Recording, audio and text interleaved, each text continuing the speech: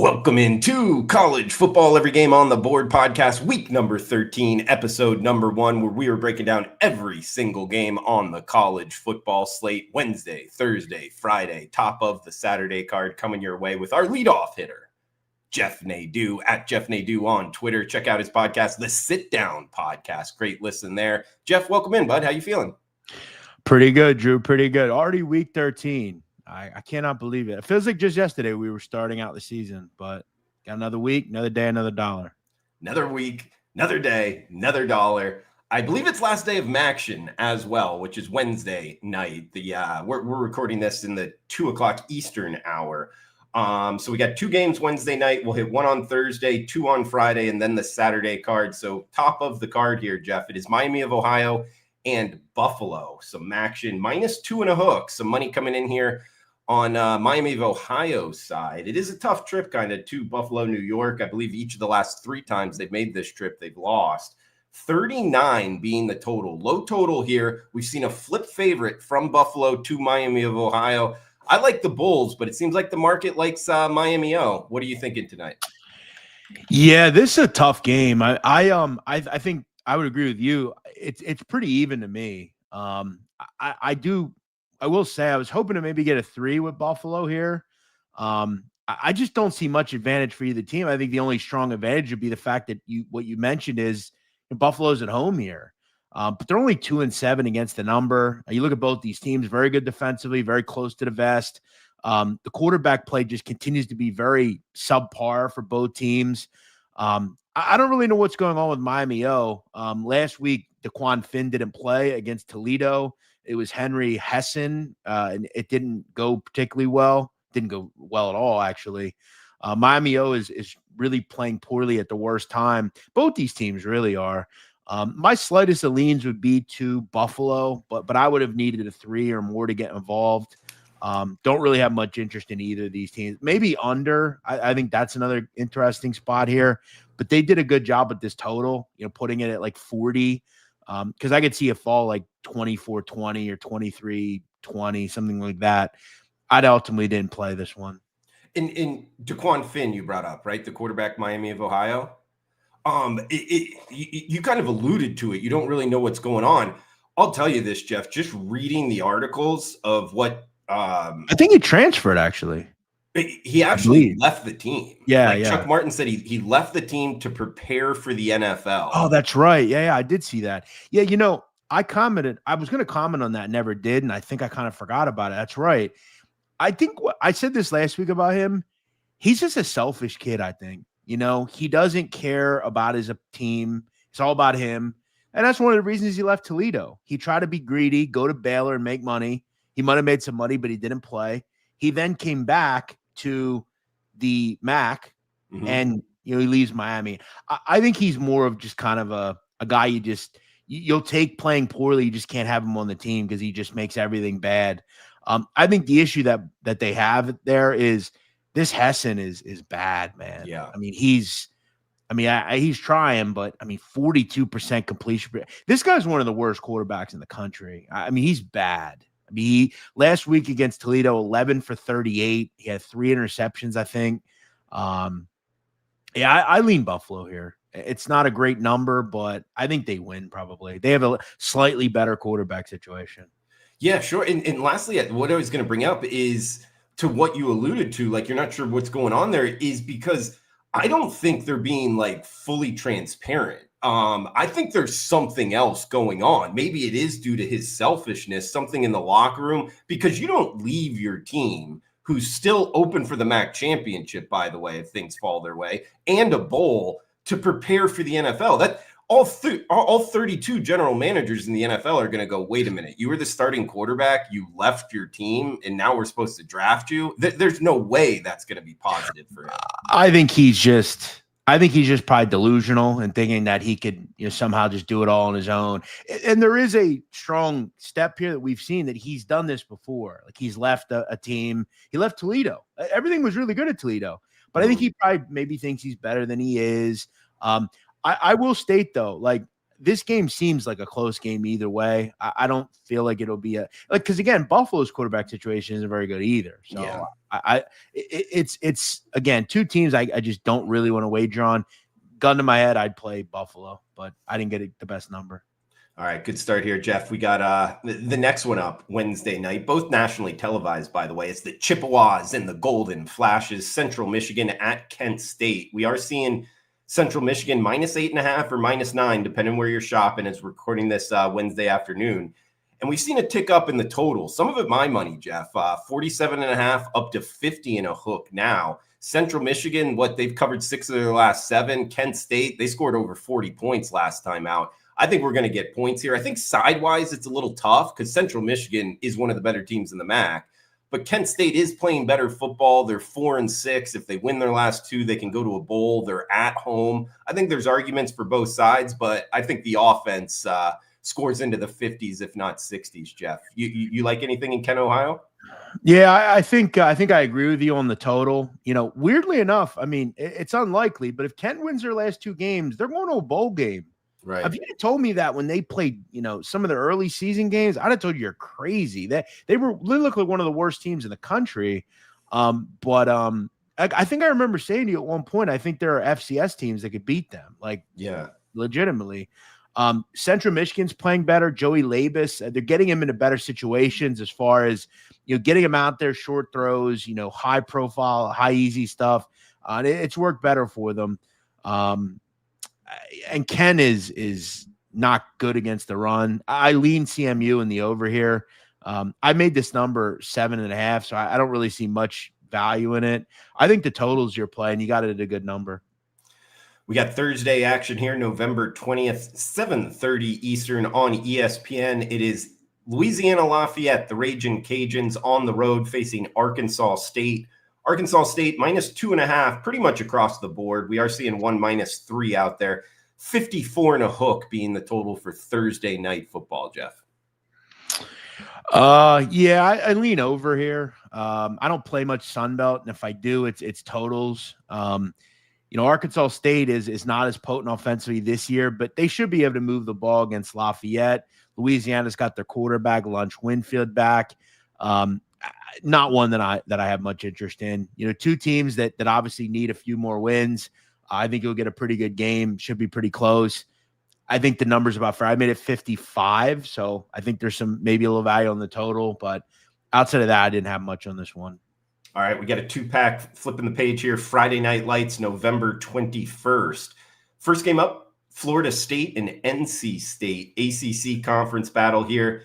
We are seeing the Seminoles -4.5 to as high as -5.5, 61 and a hook being the total. Kind of a tough trip here, laying a number for Florida State. NC State at home, catching some points. What are you thinking?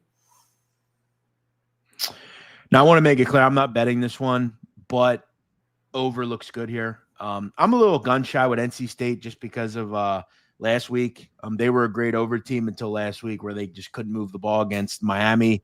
I don't think Florida State's as good defensively. Florida State play fast too. They'll be able to move the ball. Everybody's moved the ball this year against NC State. I think at worst, this is like, 31-30, 34-31. I think at worst, my guess is both these teams get into the 30s and push this one over the total. And again, season's still very alive for both of them. You want to get to ball eligibility at this point. It's a road game for Florida State where they don't play as well. It should be a good bounce back for NC State. I think over's the play here. All right, we got next one up, the nightcap on Friday Night Lights. Hawaii and UNLV. This is a big one in the Mountain West Conference. Both teams, great seasons overall. We are seeing UNLV -2.5 or -3, kind of a split line, depending where you're shopping. 65 and a hook being the total. I've gone to this game in Las Vegas. It's great atmosphere. I went in Sam Boyd Stadium. It's probably better in their where they're playing now in the Raiders Stadium. But Jeff, they call Las Vegas the ninth island. There is a lot of Hawaiians there. Should be a fun atmosphere. Hawaii UNLV here. Yeah. I mean, I hate to go back-to-back overs, but I did play this over at 64.5. I think, for me, Drew, I mean, the last month haven't been particularly good for me, but I'm going to be very stubborn. I stand on what I see and what I know. And I believe these are two over teams. It didn't go well last week with UNLV over for me, but I look at Hawaii. This is a top 10 passing offense. They're kind of back to the roots of like the Timmy Changs of the world, where he wants them to throw the football. And Alejado has been very effective. I was very impressed with his ability to move the ball against one of the best pass defenses in the country in San Diego State. UNLV on turf is always a dangerous always a dangerous under proposition. This team all year has been able to move the ball. Pretty shoddy defense too. Anthony Calandria's kind of gotten more and more confidence as a quarterback as the seasons went on. Two good offenses, two big play teams on turf. As you said, a lot riding on this game. These two teams, I mean, UNLV 16th in points per game. Hawaii is just a little farther behind, but it's been a nice season for them too. I think the over is the play here. I have this at like 38-34. I think this is a fun game Friday night. I agree. Yeah, Friday night lights here. Jeff, before we turn the page to Saturday, high school football is like quarterfinals, semifinals in the state of Florida, Georgia. Do you know any sports books that offer high school football lines? I know Bet Online has. I've seen in the past. Yeah, in the past. I haven't seen it this year though. Like in the old days, Five Dimes used to put them out on the. Oh yeah, Five Dimes. I mean, I would love to have that book back. That book was great. Yeah. I mean, they offered. I mean, what was cool about them is they would offer. I mean, they'd throw out like a college basketball game. Like Mercer against Toccoa Falls, like some like NAIA team, and you could adjust the line, like they're going to win by 55 or more. Like that was a Wild West book. You could literally bet anything on there, anything. I Bet Online. I've seen in the past, but I don't know of any books like now that do. Maybe ask Dave Mason; he'll put it up. Yeah, no, they will do that if you kind of ask them if they have I guess a market for it. But no, man, I just actually, this is just off the top of my head with the Sit Down podcast. Five Dimes Tony, everything that happened to him in Costa Rica. Do you know what actually happened? Have you ever done? I've heard. On that? It's funny you asked me that. I've had a show that I've had on the back burner for a while. Yeah, I don't know whether I want to do it just because. I've actually heard that he's still alive. Yeah, he's quietly living in the South somewhere. And I heard that the whole thing was kind of made up. And there's some pretty strong sourcing to that. Again, when you start dealing with people that have like pretended to die, there's a reason for that. They don't want to be bothered. Obviously, Tony was involved in some pretty concerning rackets, if you will. He is a fugitive as far as I know. So, I mean, I don't think he'd be smart to be living in the United States if I was him. He's probably living somewhere in the Caribbean. My guess would be, I think a place a lot of people go is Curacao. It's close enough to Venezuela where no one really bothers with it. I don't know. I've always been fascinated by the idea. I have talked to someone recently that gave me credible information that he is still alive. And there's actually, some magazine, I think, did like a deep dive into it. I probably will do something soon on it. I'll probably have to get around to it. Maybe after the basketball season, I'll do it. It'll be a long show. Yeah, that'd be an interesting one, man. I was living down in Costa Rica and just hearing the news that was out there, how he was leaving Five Dimes' office, the cops were in on it, and then a body was never found. Like, how else would you get, a grown man out of his car?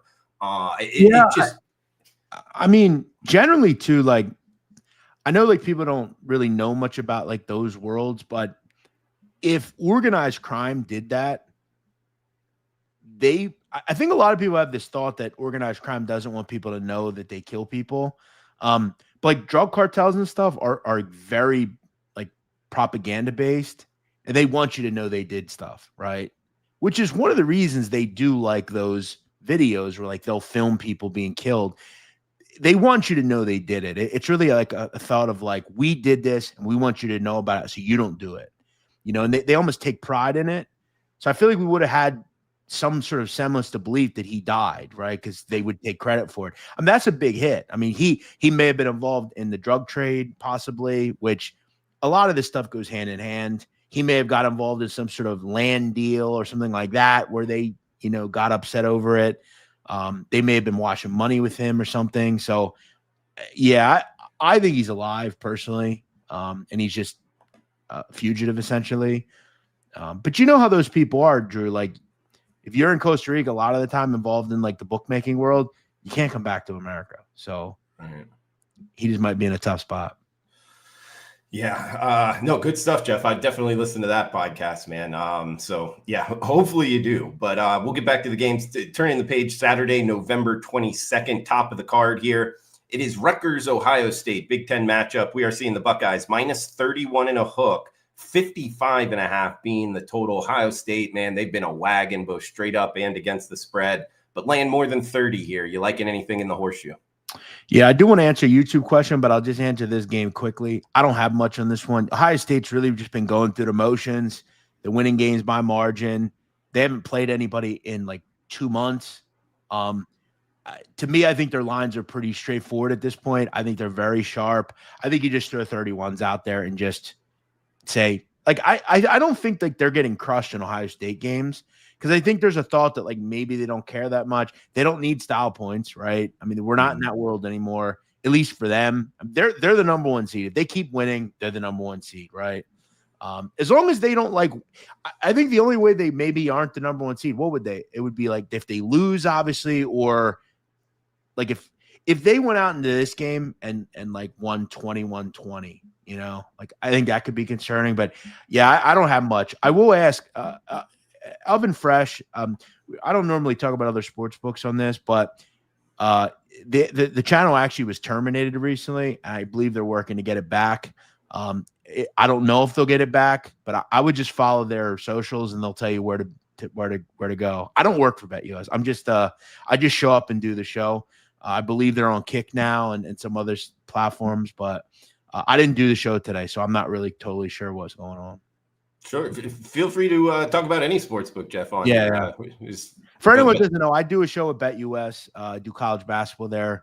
But yeah, I would just check their socials on Twitter, or check out on Kick. I believe they're on right now. Okay, cool. Yeah, guys, anybody on YouTube, Twitter, feel free to throw out your picks, where you agree, where you disagree, any questions. We'll hit them here, hitting every single game on the college football slate. Week 13 is we got UConn and FAU up next, 1-2-1, 1-2-2. It is the Huskies, -7, -7.5 as the road favorite, 66 being the total. I like UConn here. Kind of a tough trip to Boca Raton. FAU, that offense, if they can get it going, might be able to score some points anyway. 3 o'clock Eastern in Boca Raton, Florida here, Jeff. Jeffrey Epstein in the chat. How about that? Unbelievable. Thought he was dead. I guess not. Yeah, I actually disagree here, Drew. I like FAU a little bit, and here's why. So FAU's fighting tooth and nail, 4-6. Need 2 wins to get to a bowl. They got to get this one. They got to go next week and beat ECU. So they're going to be, I think, really hyped for this one. They're at home, as you said. Pretty good offense, pretty good skilled players.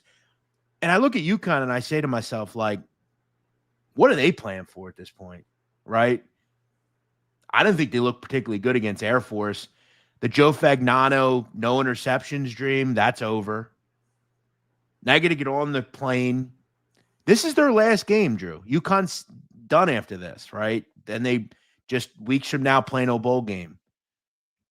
Who's up for this game if you're UConn? And you're laying 7.5 on the road. I think FAU's up for this. I don't know if they'll win, but something tells me they're right in this game. I think FAU's the play. I actually played them here. Looks like Sharp Money agrees. It's down to 7 at some books. So yeah, I'm gonna back FAU here a little bit. And play them. Yeah, I agree with you. I think the spot sets up well for the Owls. And speaking of the Owls, we get the Temple Owls hosting Tulane, the Green Wave. Green Wave -8, -8.5 as the road favorite, 56 and a hook being the total. Not far from where you're talking right now, I believe. And I'll ask you, do you think Tulane should be a playoff team?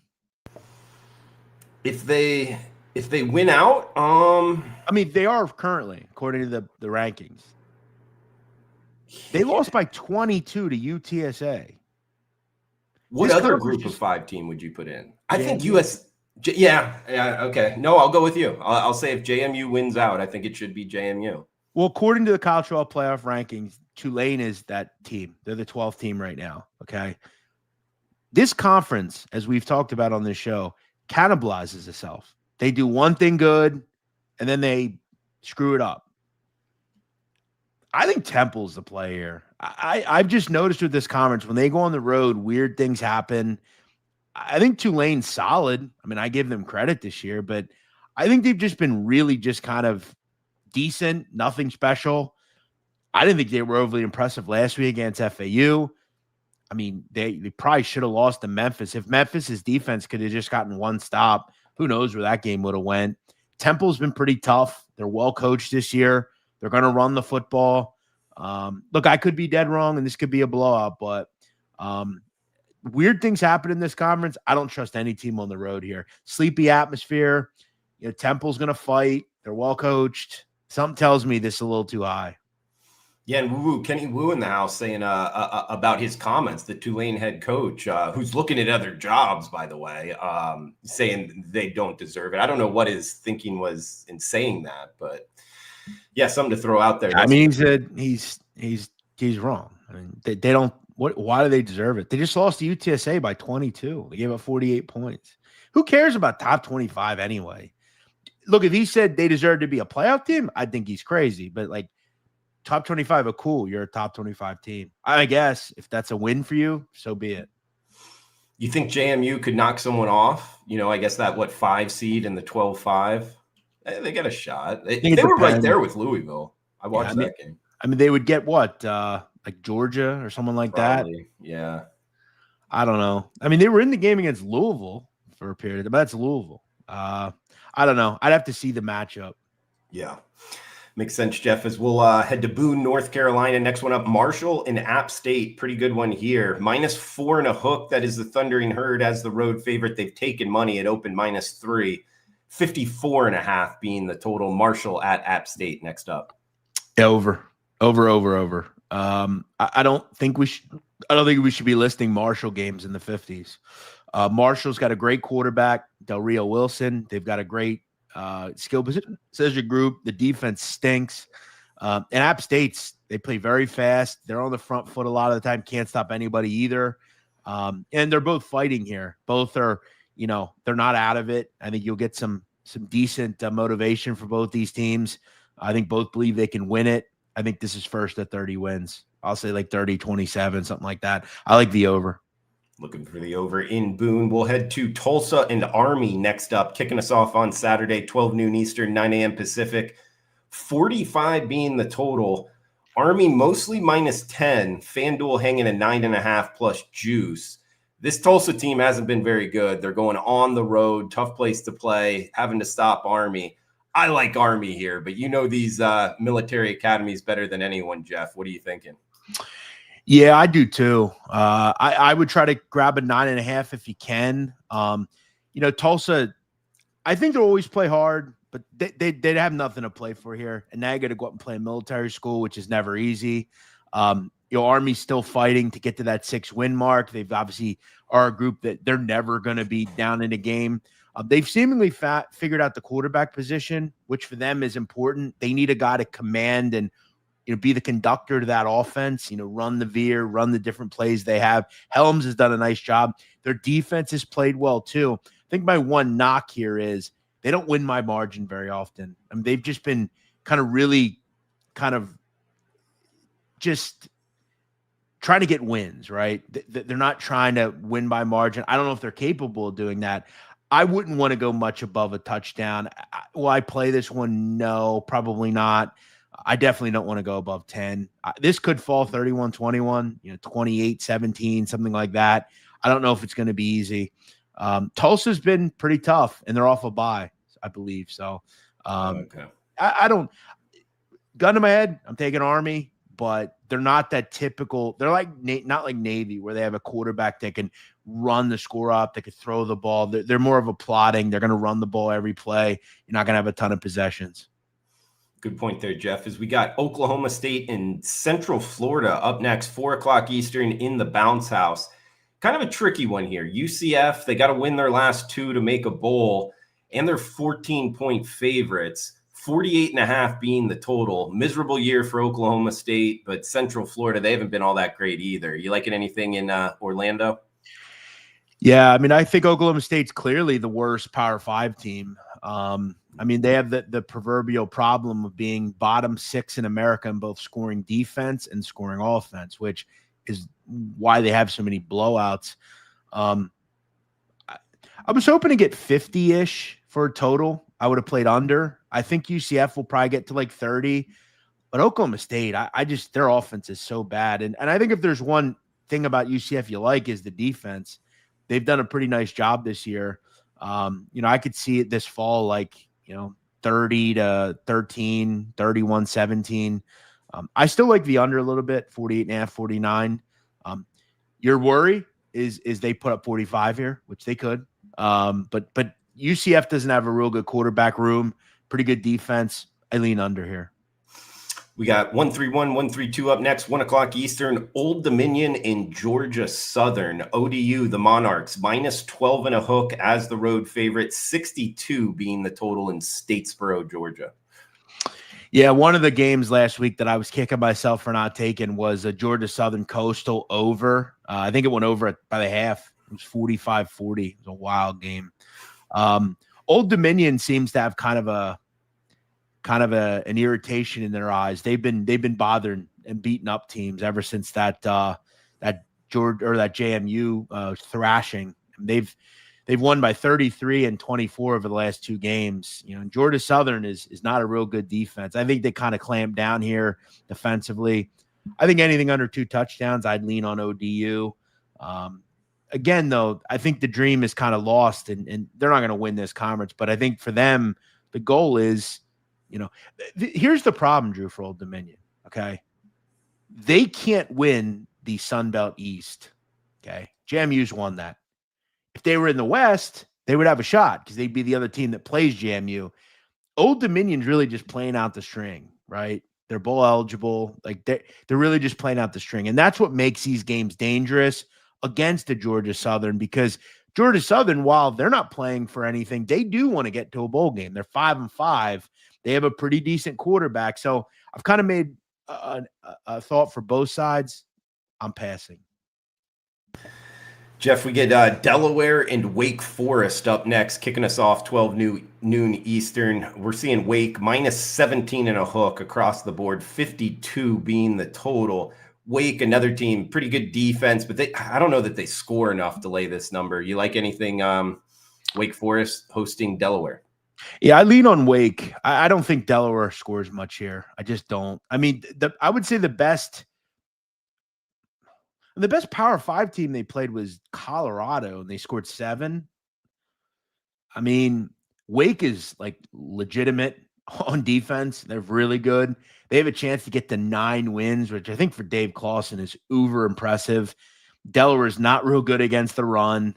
I mentioned last week, I give Delaware credit, but like you look at this team, they lost last week to Sam Houston, Drew. One of the worst teams in the country. They're just super bipolar. They're clearly an FCS becoming an FCS team.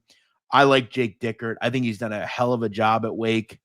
I forgot Dave Clawson's not there anymore. It's Jake Dickert. Why am I saying Dave Clawson? Right. Jake Dickert's done a great job there in place of Dave Clawson. Yeah, I think they win here. I'll go like 31-10 or something. I think they cover. We got next one up. One of the bigger games on the slate, BYU at Cincinnati, 8 o'clock Eastern time, -2. That is the Cougars as the road favorite, 54.5 being the total. Two teams, great season, competitive price tag. You liking anything in the Queen City? Yep, under 54.5. I was hoping to get maybe a 55, but I think this is a good enough price. I don't think we should be listing BYU totals in the 50s. Since he's, I think, a decent enough defense, their offense has kind of hit a bit of a skid recently. I think we've kind of realized that they can't actually compete at this highest level. And I don't love BYU on offense. Road game for them, good defense, struggles at times in the red zone. I think this is, again, first to 28 wins. I could see it 28-24, 28-20, something like that. 54.5 is a little too high to me here. We get Tennessee and Florida up next, 7:30 Eastern kick in the Swamp. This number kind of, it's short, but maybe it's short for a reason. 3.5 -4. That is Tennessee as the road favorite. 57 and a hook being the total. Kind of a rivalry game here in the SEC. Are you liking anything with the Volunteers and the Gators in Gainesville? Yeah, I like Tennessee here, -4. I don't have much issue playing it either. I just really at no point have been impressed by Florida. I mean, in most games against quality competition, they lay down and die. I don't think they have, I don't think this is a vintage Florida group. I don't think they get some of the same players that a Tennessee or an Ole Miss are getting. I noticed last week, Ole Miss is just a little too athletic for them. They don't have as good enough players. I don't think their quarterback's as good as Chambliss is. They couldn't really get a stop when it mattered most. I think Tennessee is just better than they are. I put this number closer to 6.5, 7 than 4. I don't mind laying the 4 here with Tennessee. I think for them, the goal is to get as many wins as possible. They're at 7-3. They're probably not going to win this conference, but I think a 9-win season's in an earshot here. I like Tennessee. I agree with what you said about Florida. I've watched a lot of the Gators football games, and everybody jumped on Billy Napier, fire Billy Napier, but you brought up not as good a quarterback play with DJ Lagway, and I agree with you. I mean, he came in, 5-star recruit. He really hasn't been that good, and sure enough, we saw the interim coach, I believe his name is Gonzalez, he took him out, and I could see why. He's not playing that good, but behind center. So right, and when you're not real good, you mix and match, you try different things. For what it's worth with Tennessee, they don't have a good secondary. I'm not going to tell you they do, but they are good against the run. They have 33 sacks over 10 games. Very impressive defensive line here. They get to the quarterback, make things difficult. And this is a Florida group that I think at times can be had up front. So yeah, I'm going to lay it with Tennessee here. All right, looking towards the Vols. We got next one up. I heard College Game Day was going to go here, but it didn't work out that way. It's Washington State and James Madison. JMU -13.5 at home, 42 being the total. Washington State, tough travel spot, but they've made this similar travel spots before this season with their kind of crazy schedule, Jeff, and played really good football. They're catching 2 touchdowns here. Good JMU team, CFB playoff implications. Are you liking anything with Washington State and JMU? I like JMU here. Number one, they're at home. You mentioned kind of this is a tough travel here, right? You got to go. They're at home, right? JMU, yeah. JMU's at home. Yeah, I mean, you go all the way from Pullman, Washington to Harrisonburg, Virginia. That's a tough trip, man. You have to get off a bus, get on the airplane, get off a bus to Harrisonburg. It's not easy. They don't make these trips much. Washington State, you have to ask yourself, if they get down in this game, they kind of just go away, I feel like. And JMU is they have to win by as many points as possible. They have a really good defense. They're extremely well coached. They have a good quarterback who's played very well, Alonzo Barnett, all season. I also look at Washington State. I mean, this is another bipolar team, right? I mean, they should have beat Virginia and didn't. They then come back and beat Toledo. They then go on the road and lose to Oregon State. Then they come back last week and beat La Tech. But I will give this point. La Tech had Evan Bullock in there, who's been one of the worst quarterbacks in the country. Blake Baker didn't play last week for La Tech. I think that game would have went a whole lot different. I've just noticed at Washington State, for the most part on the road this year, they haven't been able to get the job done. They've had some bizarre performances on the road. Remember, they lost 59-10 to North Texas on the road. I think JMU win by margin here. I'm going to say 35-17 or something. Fair enough, Jeff. As we got next one up, good matchup here in the ACC conference. Pitt and Georgia Tech. 62 being the total. We are seeing the Yellow Jackets minus 2.5 in Midtown Atlanta. So it's Pitt at Georgia Tech from Bobby Dodd Stadium, Jeff. Yeah, I was fully prepared to back Pitt this week. And then I saw 2.5 and I thought, not interested. I actually kind of like Georgia Tech a little bit. And I don't like Georgia Tech. I think they're kind of phony, but the one thing that gives me a major pause is the road spot for Pitt. And I just don't think Pat Narduzzi's anywhere near the coach that Key is. I think ultimately I'd rather have Haynes King than a freshman in Heinzel. I was really turned off by Pitt's coming to Narduzzi basically said, we're not going to play hard in this game. It's not a front. We're actually not going to play good and we don't care about it. That bothered me. That seems to me why would you have that thought in your head, right? It's Notre Dame. You should get up for that game and want to win. And I don't know. I just think they're going to put all their eggs in a basket here, go on the road and lose. This is a game where if you're getting 3.5, I think maybe you lean Pitt, but you're not. Pitt also is questionably bad in the secondary. They have a young quarterback. I think Georgia Tech finds a way here. Couple games left here, guys, for episode number 1. Every game on the board, week number 13 with Jeff Nadeau at Jeff Nadeau on Twitter. He's got a podcast, The Sit Down Podcast. Great listen there. As we got next game up here, Jeff, 143, 144, 4 o'clock Eastern, Michigan at Maryland. We are seeing the Wolverines minus 13 and a hook, minus 14, depending where you're shopping, kind of a split line, 45.5 being the total in College Park, Maryland. Yeah, I don't have much here. I thought the number was about right. Michigan's been a pretty solid season for them. They've kind of just been going through the motions. Obviously, a big game to end the season. I think if it's 14 or higher, I'd probably lean Maryland just being at home. I don't think they're completely horrible. They have a solid quarterback. They're decently well coached. They've pretty much been in a lot of games, really outside of the Indiana game, and the Ohio State game. I don't think Michigan's on that level. So, yeah, gun to my head, I lean Maryland. And remember too, Drew, Maryland's 4-6. I think if there's any hope, maybe play a first half here. You get a pretty good outing from them. And maybe they go and die in the second half, but I didn't get there with this one.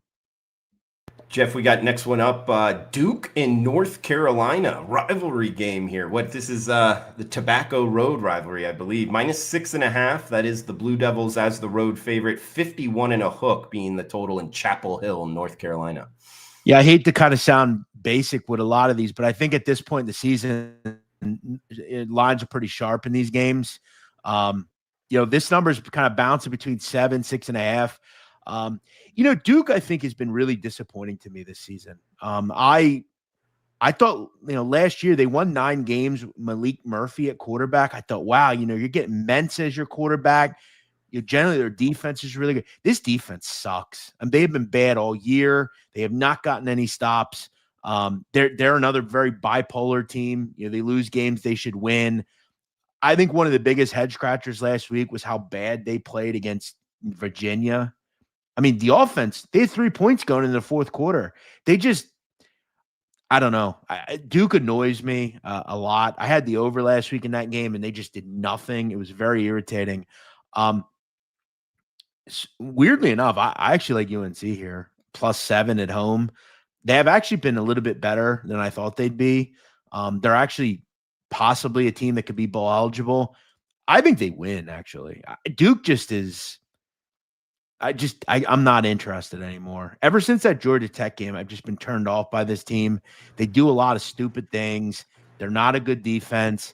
I think coaching-wise, I think Manny Diaz is just average. He doesn't do much for me. And for what it's worth, man, I mean, UNC's got a pretty good run defense. They're pretty good at getting to the quarterback. I lean UNC here. And, another thing towards the Tar Heels, Jeff, is like Bill Belichick, it hasn't been necessarily the season you would have hoped for coming in, but he's a good football coach. So, as the season goes on, maybe they would become a better bet, play better football towards the end of the season. That could be something to throw out. Yeah, I mean, I think it has to be mentioned, though. And one of the reasons I won't bet them here is you look at some of their wins. I mean, they beat Stanford. I mean, who cares?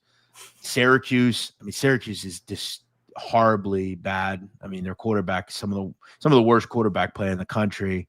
I mean, you beat lost to UCF by double digits, lost to Cal. I mean, they did beat Virginia. Give them some credit there, they lost to Virginia by 1. That was impressive performance, but they probably shouldn't have any ability to be ball eligible. They just had some bad opponents they played. So, yeah, it's got to my head. I'd lean UNC, but I can't ultimately bet them. All right, we'll move to Toledo.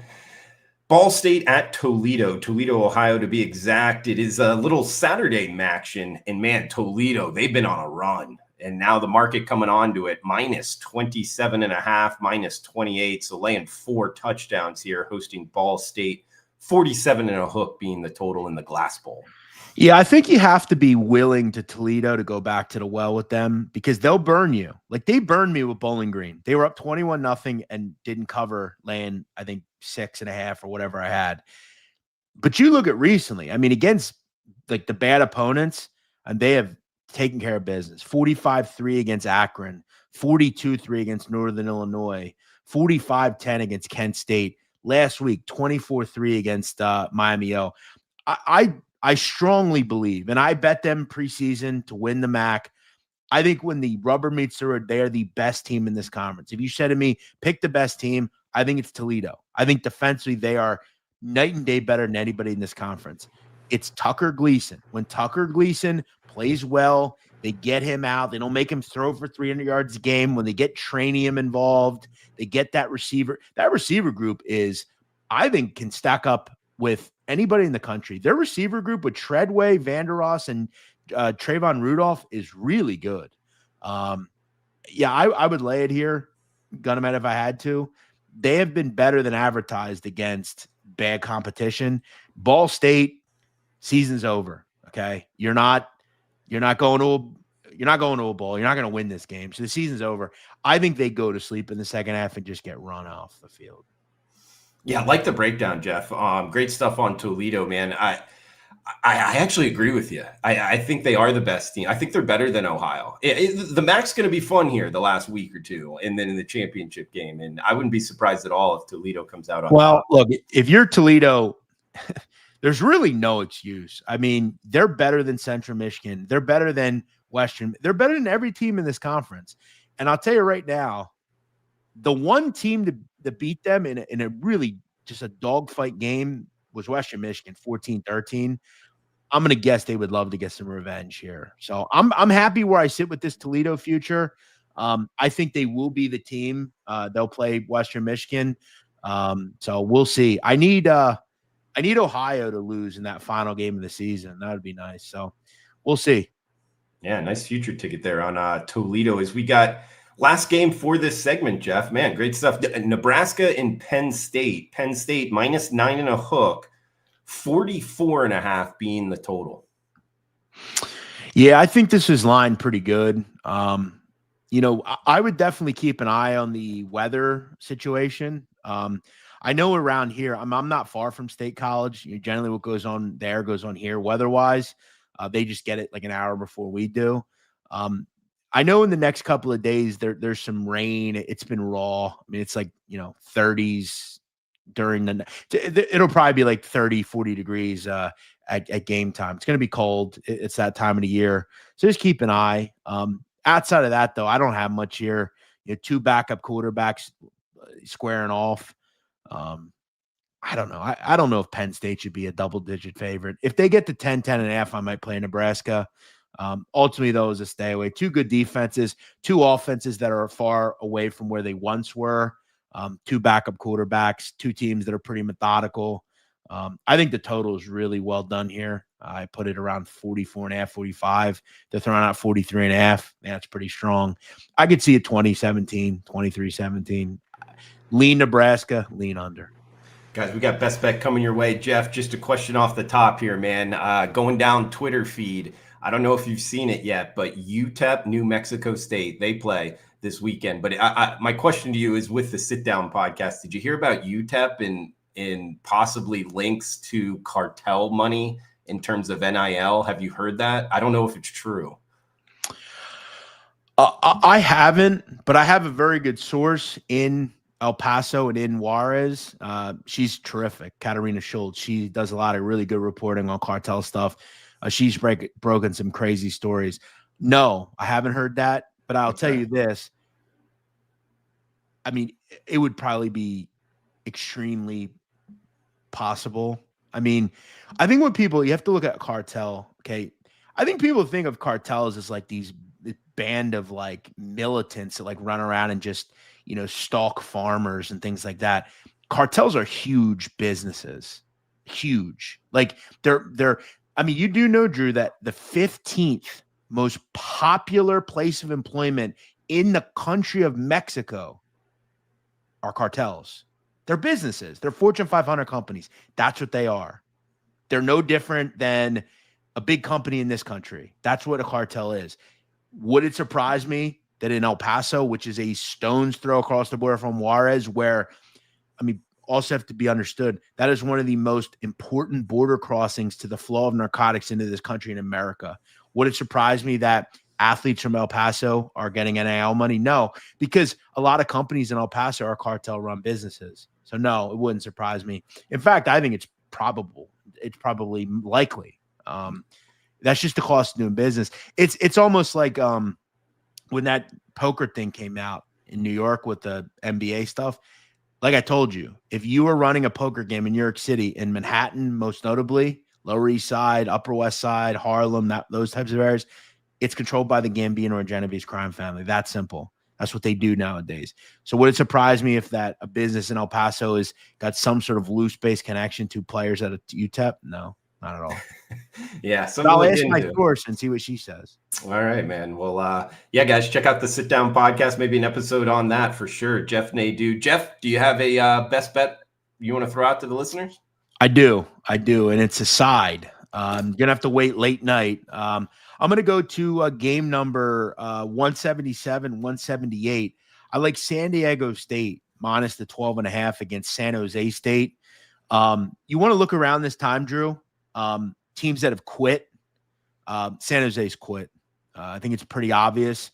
I noticed in the second half of the Air Force game, they had nothing. And the game was pretty close. Mm-hmm. I think they quickly realized we're not going to come back against Air Force. Our bowl hopes are over, and they're over now. They can't go to a bowl. You look at last week, they lose 55-10, not to UNLV, not to Utah State, to Nevada. That's a clear quit spot. And the problem that they have is, and it's very simple, if you are a team that can only throw the ball, you will never be successful in college football. You have to have a balance. They have no balance. All they can do is throw the ball. And what I mean by that is when you can only throw the ball, teams are just they're going to just drop everybody back in coverage. Right? Mm-hmm. And if your offensive line, like half the time, like can't block anyway, it won't matter. And look at this Walker Egan. You look at the quarterback, look at his numbers recently. I mean, they're just disaster. All they can do is throw the ball. They can't run the ball. Completion percentage under 60%. He has 8 interceptions. I mean, you look at the last couple of games, 5 interceptions over the last 2 games. San Diego State's one of the best secondaries in the country. They're going to have a lot of trouble here. And I will point out too, I know a lot of people will say, well, San Diego State only had 17 points last week. They barely threw the ball. The weather was really bad in San Diego last week. And Drew, you know this, you're a smart guy. In San Diego, when it rains, nobody can do anything. Time just stops. So I think that San Jose's quit. San Diego State is the best team in this conference, at least right now. I think they win by margin here. Yeah, it doesn't rain much in Southern California. So when it does, it changes everything. Sure. If the weather was good, they'd have won that game 31-7. But it wasn't. I think San Jose is just done. They can't run the ball. At San Diego State, they'll just drop everybody back in coverage. They'll have 8 people in coverage and 3 down linemen. That's how it's going to work. Their linebackers are good enough to cover the tight end. San Jose State is just really I don't know where they go. One more question here. Woo woo, Kenny Woo. We talked about the Rutgers Ohio State game. Charlotte plus 43.5, saying Georgia maybe resting starters. Woo woo, Kenny Woo. Appreciate the comment, man. I don't bet a lot of these like huge favorites, 30, 40 points.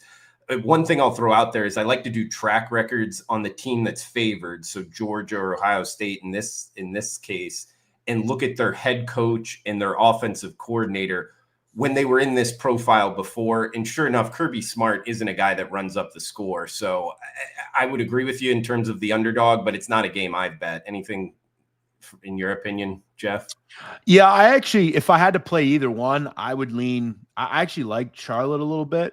One of the reasons for that is this is a great number, 43.5. I mean, you figure if Georgia gets to 50, even if you have no points, a backdoor you got to cover here. So you need this to be 56, 59, nothing to feel comfortable here.